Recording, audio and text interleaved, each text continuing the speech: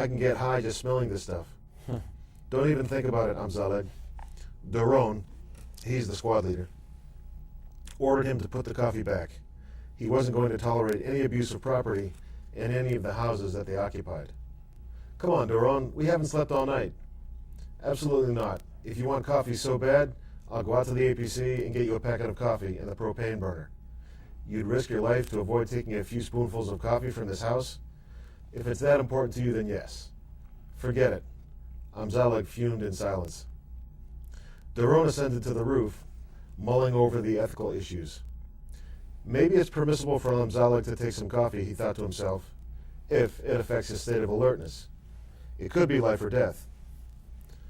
But only as long as he washes the dishes. He thought of his father and mother, drowsy and irritable before their morning coffee.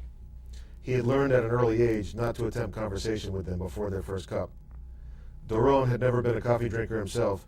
Perhaps he wasn't being sensitive enough to Amzaleg's needs, he castigated himself. Perhaps he ought to be more flexible with Amzaleg. The aroma of cardamom filled the house as Doron descended. Uzi and Amzaleg were sipping tiny cups of the concentrated brew. What's this supposed to be? Doron asked Uzi, ignoring Amzaleg. Uzi remained silent. It was Amzaleg who responded. Doron, forgive me, Kapara, I couldn't go on without it. I wouldn't be able to function. He excused himself and went out back. What's with him? Doron asked Jackie. Is he normal? Don't worry, Doron. When things get tough, I promise that he won't disappoint you. Doron decided to let it go. According to halakha, Jewish law, taking food for sustenance from a captured house was not considered looting. What would the sages have considered a tablespoon of coffee? Sustenance or pleasure? If it was for operational needs, he supposed it could be justified. He thought of asking Amzaleg to clean up after himself in the kitchen, but thought better of it. It would be easier to do it himself. He washed the coffee pot and wiped the countertop clean.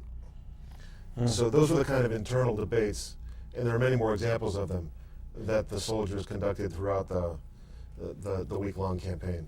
That's the real deal. These are the real people. You have a unit in the Army, a very disciplined unit, which serve part of their training in yeshiva and part in the Army. Can you tell us a little bit about, because I think you have a lot of those kind of soldiers. Yeah, many of these soldiers were Hesder soldiers. And these are soldiers who study in the Bnei Akiva movement. Yes. And it's a 4-year program. They spend part of the time in yeshiva and part of the time in combat units. Mm-hmm. And in this case, a number of the soldiers who tragically fell were from the Golani Brigade, mm-hmm. and they were Hesder. Amir Zohar, Amir Zohar, who was the commander of one of the units, he was not from the Hesder Yeshiva. No, that operation was actually a year earlier. I see. Okay. It wasn't the operation in Jenin. That was a tragic event that took place near Jericho, mm-hmm. where a company commander was killed by a sniper, mm-hmm. and the Israeli soldiers weren't really able to respond because hostilities hadn't become full-blown hostilities with the Palestinian Authority. Mm-hmm. Mm-hmm. Now, everybody's always talking about a peace solution, and so many things have been tried, the Land for Peace thing, and we had the disengagement from Gaza, uprooted, thriving Jewish communities there, and we saw what happened.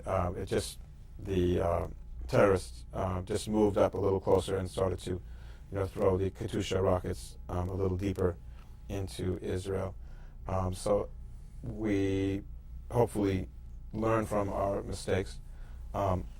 But you had mentioned a very interesting thing, seems very practical, the way that this thing's probably going to putter out and peace will come, and it had to do with the actual land that's barren being filled up with people. Can you talk about that? Sure. It just seems that there won't be a compromise in the cards until all the empty areas are filled in. And then it'll become clear where the borderline falls between the two populations. Mm-hmm. As long as there's empty land to fight over, I think both sides are going to continue fighting. Mm-hmm. Mm-hmm. So that's very, very interesting. In other words, back, I remember in the day when it was the end of Menachem Begin's, premiership, and he had made that historic peace agreement with Egypt, with Sadat, and they had to clear out in Amit, a Jewish settlement area, but that was 5,000 people. That's right. When you're talking about 100,000 people, living in the suburbs around Jerusalem or, in the vicinity, that sort of becomes a fact on the ground, literally. Exactly. Even Bush had made some reference to that the suburbs in the southern part of Israel would probably, goes back a few years ago even, remain in the Israeli side of the border. You mean the Gush Etzion block? Yeah, because there's so many people there.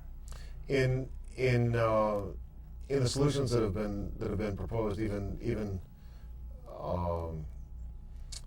in the various plans, generally Gush Etzion is left to Israel.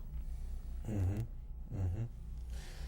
Now, this whole event really came the straw that broke the camel's back, I would say, was the Passover massacre in the Park Hotel. That was a suicide bomber. The tables were set. All of the families, 3 generations of members of Pesach, Yep. Passover night, Yep. were there. The grandparents were there. The grandchildren were there. The table was set with matzah, the seder, and that's where one of the worst suicide bombers. The Park Hotel bombing was a horrific event where 30 people were killed. Yeah. And it was really the culmination of a crescendo of terror that had been building up for the past 3 months or so. Yes. Yes. And it was at that point that there had to be action taken. Right. That's when this whole Operation Defensive Shield began. Exactly. We've been speaking with Brett Goldberg, author of A Psalm in Jenin, and it's always a pleasure to have you here, and thanks for being here. Likewise. Shalom. Uvracha.